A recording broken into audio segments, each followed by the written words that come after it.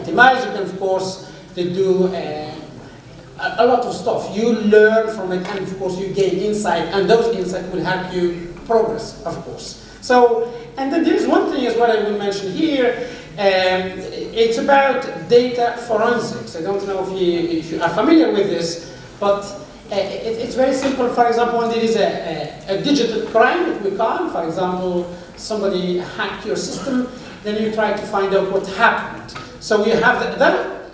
Usually, it's not in the real world of the forensic is not the same here. The forensics here, basically, you take the computer, you analyze it, but it means it's data. Then so once you analyze it, you find out what happened. The computers are very good at that. If you know how to analyze a computer, you will find a lot of stuff. You cannot escape, basically, because if you did something on a computer, there is always a trace, and that trace will use it against you as evidence. So basically, when you start analyzing data in your computer in terms of misuse or whatever, so basically we come up with evidence. We say, yeah, you did this. It's much actually powerful to do it in that area. So as you can see, the data analytics is nearly everywhere, even the way you analyze your computer. Insight in numbers is always good to tell you how big this center or how important is this center. It's actually one of the rare centers I've ever seen in the world where you have more than 5 big institutions. So big universities, Dublin University College, Dublin, the university where I come from, and then of course there are other big cities, Galway, Cork, and of course in Dublin there are 3 big universities because it's the capital and the massive population it comes from Dublin. That's why we have more universities in Dublin itself. So we have 5 institutions coming together. Actually, they compete in real time in the real world, but in this case, that we join our forces to come with the best solutions. So we have over 40 funded investigators, basically researchers, expert researchers already, proven internationally, be excellent, and we have over 200 PhDs. That's really big, as you can see, for just a center which is created just 4 years ago. And the funding of this center is about 88 million euros. This is really big. So that's what can I say about this? And of course, we are very happy to collaborate with you. If you have any idea, again, if you remember, the mission of the center is as well to collaborate, and we are very happy to collaborate with you as well. We come back now to the problem of the data. Today, it's not the problem of collecting data. We have the data. And actually, suddenly, if you talk to me about maybe 10 years ago, and we say, well, we are starving for data because we don't have the data. We have techniques, but we don't have the data. But today, actually, suddenly, it turns into something completely different. We have a lot of data. But the problem, what we want to do with it, we don't know. We are, drowning in data, but actually starving for knowledge. And this problem is not only in, for example, the healthcare, is everywhere.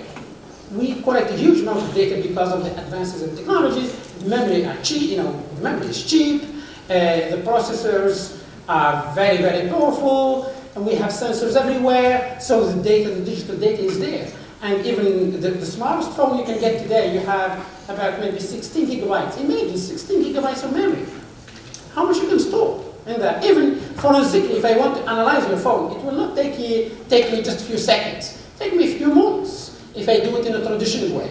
So that's the power that we have. We have a huge amount of data. And bear in mind, with data, if I know your data, I will find out about you. Basically, I will learn about your profile, your behavior. So be careful. Don't give your phone to anyone, all right? So then, if we want to analyze this data, so let's put it computing system, let's try a little bit to understand. As I said, I will not go into the detail too much, but I will try to give you some insight how to start building your research around this. So as I said, data is everywhere. So it comes from different sources. Of course, that's one of the problems as well. We have different protocols. We have different techniques to analyze this data. And of course, different way of managing data, because either it's financial or healthcare or wherever the data is managed differently. And as well, it's stored in different infrastructures. One of the common today, and maybe the future, is cloud computing, but we'll come back to that maybe a little bit later. So once we have all of that, then basically the data is there, then what can help us? It can help us making decisions, it can help us to know about our data or our company or ourselves and so on. It helps us as well building models. But knowing your company is one thing, building models to improve your business is another thing, right? And as well, in the case of forensics, for example, well, that data you have in your computer, it can transform into evidence. I know exactly what's going on in the computer, and therefore you can take measures against the action, or as well against protecting your data and as well your computers. So that's more or less, if you want, what you can do in a simple model, what you can do with your data. So, but that big box in the middle, it's still very, very challenging, and we will go through it a little bit in a few slides later. So then, this data here actually, not only today, is trying to transform the world. If I have to describe myself today, of course, if the chairman gave some insight about my research area. I do research in large-scale data analytics. Basically, for example, healthcare is one of the things, but I do distributed data mining, I do a lot of things in science. As well, I work because this data has to be, it needs digital infrastructure. And as well, I work in cloud computing, distributed systems, which is basically even the thematic of my PhD when I was a student. And as well, forensic and cybercrime investigations. Maybe many of you, when you can see these 3 bullets over there, say, "Oh, this man is doing a little bit of everything." But actually, it's not. I'm not doing everything. I'm only doing something which is homogeneous, if you want. And all of this can be described as data scientist. So if you describe me today, if I have to describe today, it's exactly what we were talking about earlier on. If I know about your data, I know about yourself. So I looked to myself, how can I describe this? I'm a data scientist, right? And the data scientist today, it's a new job in itself, right? And as a consequence, even in my university, we created a new degree, and we call it data science, right? So even to you guys, if you don't have yet a degree in data science, maybe it's time to get, the Department of Mathematics and the Department of Computer Science to do this, because that's the future, right? So think about this. I know maybe you say he's throwing new ideas to us, but that's not a bad idea. You need to create data scientists because you need them in the future, even when I mean the future, tomorrow. So that's all about all what I'm doing here. I am analyzing the data. I'm trying to build infrastructure for the data, and as well I will try to find the traces or the steps through the time of that data. These are the 3 bullets I discovered. As you can see, there is a very good common sense of all what I'm doing. Right, we'll come back again to the privacy-aware data analysis for healthcare. Now, if we take this healthcare system, you have a lot of, if you remember from the left-hand side, we have data sources, protocols, whatever, and to create this data, to have it. When you look at here, and mainly in healthcare, we have so many sources. Even here, I try to put few if I have to try to put them out, I may need a few 20 or 30 slides.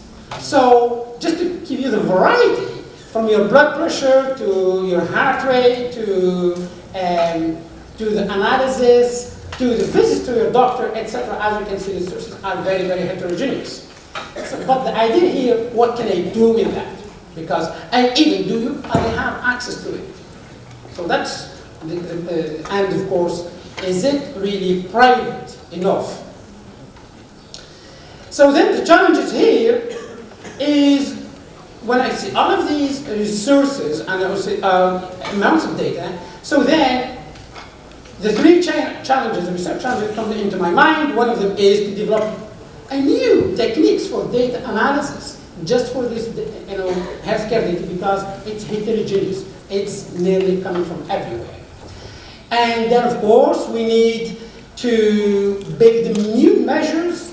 How can I measure my techniques are delivering on this? Because be careful as well. Healthcare is not about statistics.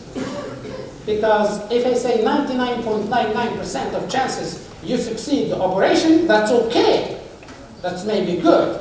But if I say 70%, okay, well, you consider it 70% for financial institutions, guys, is very good, right?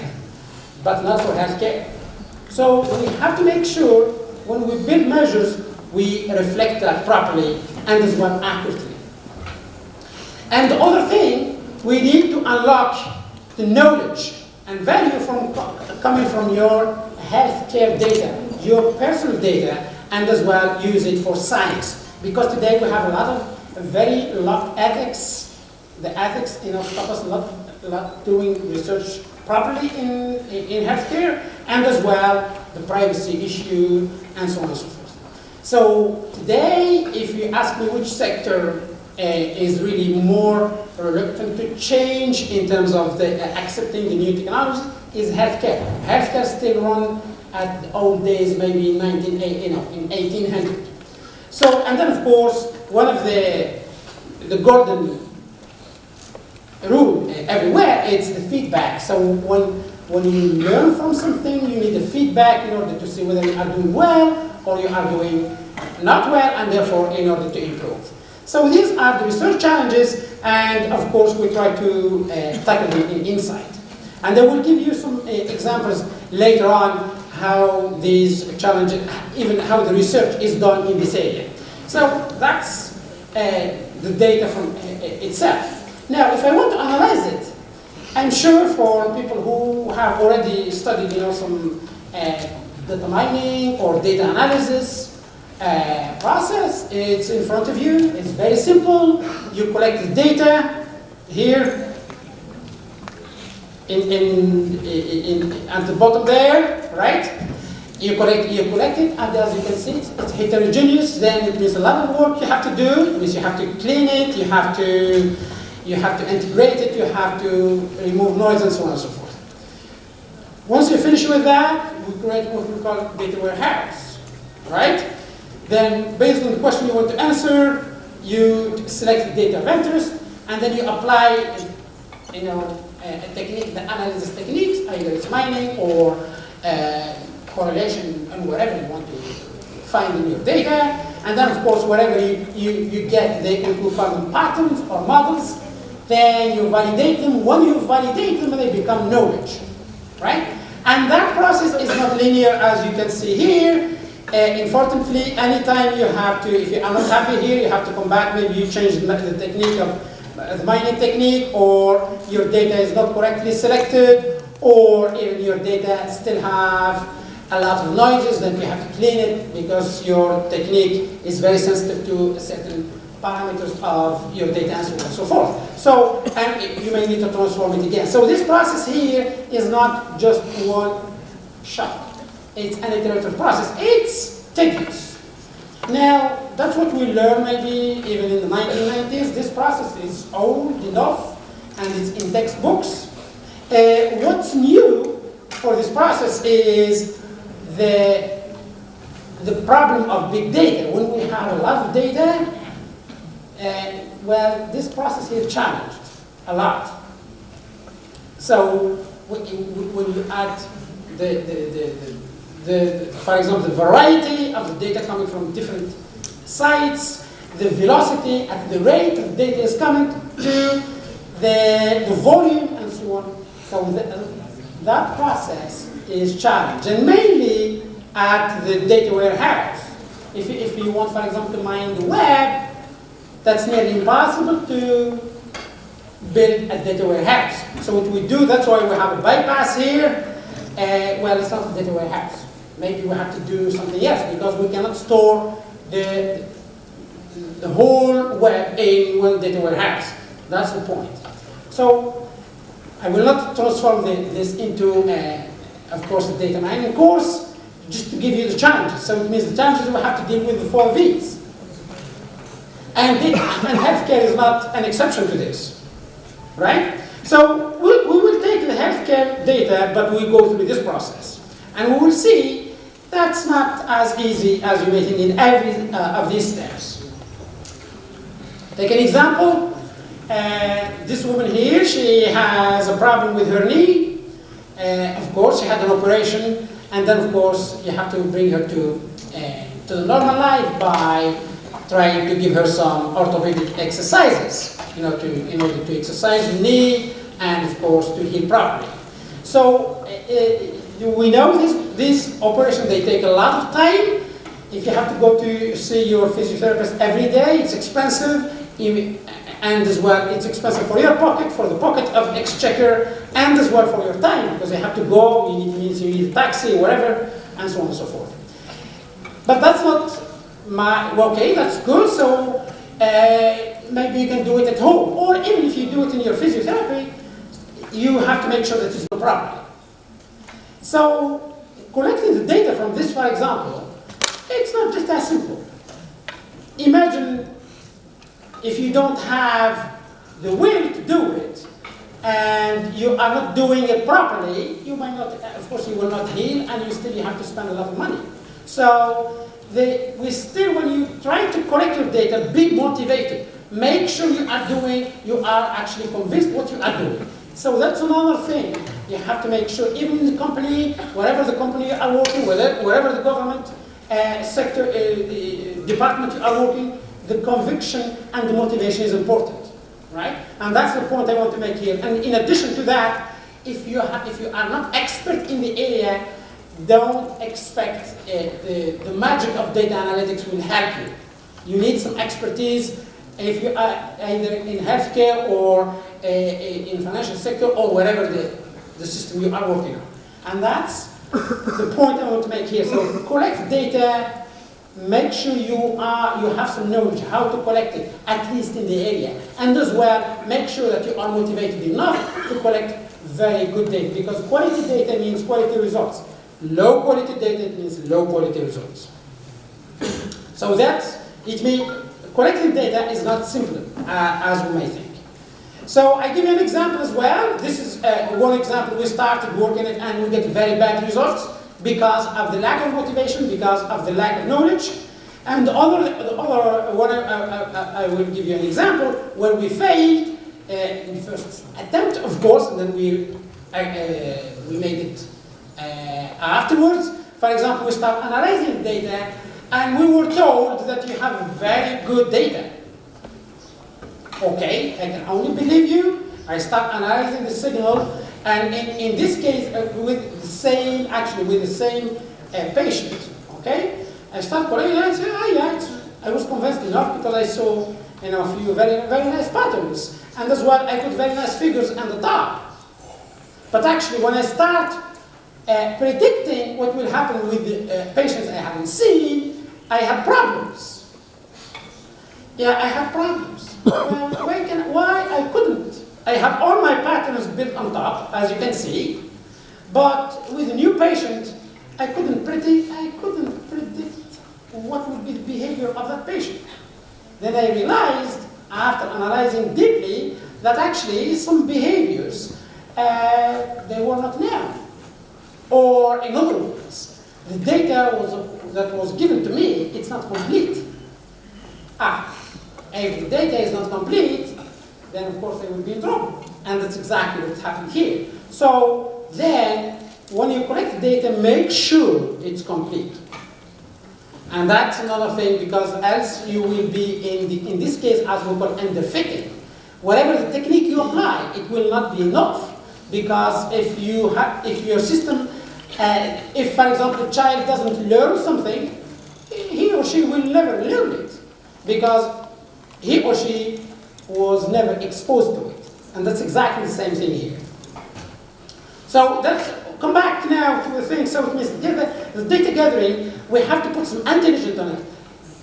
If we collect the data intelligently, it means we save a lot of problems in the next few steps. So when you talk to some data analysts, I exchange from America, from Europe, whatever, say they are afraid about redundancy. I always told them, you shouldn't be afraid of redundancy. If I collected the data twice, it's not a problem. Just make it in mind today. If you have to collect it twice, 3, 4, 5